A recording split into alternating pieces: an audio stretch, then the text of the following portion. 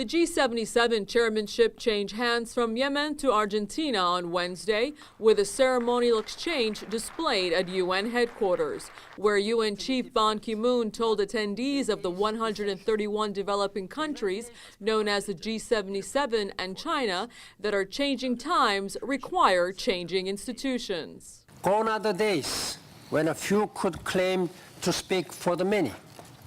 Reforming and strengthening international economic and financial governance will continue to be difficult, but it is essential. The United Nations has a central role to play in seeing that it is done and that it leads the way to prosperity and social justice for all.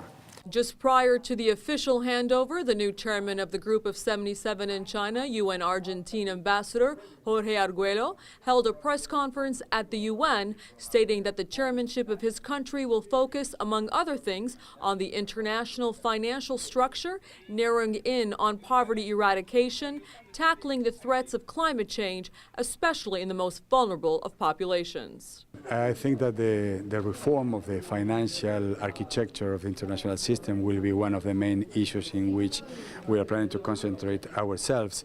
The climate change issue is another very important thing that must be attended from the developing world, but not only from the developing world.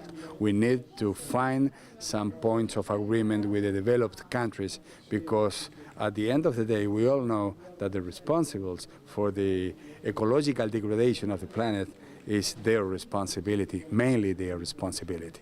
The bloc of developing nations established in 1964 by 77 countries provides a platform for countries of the South to strengthen their economic, financial, and trade institutions for their collective benefit, using such mechanisms as the Commission on Sustainable Development, South-South cooperation, and triangular cooperation as tools for economic development. One of the key meetings of the G77 for 2011 is the third South Summit to be held in Libya, focusing on strengthening the position of developing countries in strengthening and improving their relative standing at the international level. Afaf Kanja, South-South News, United Nations.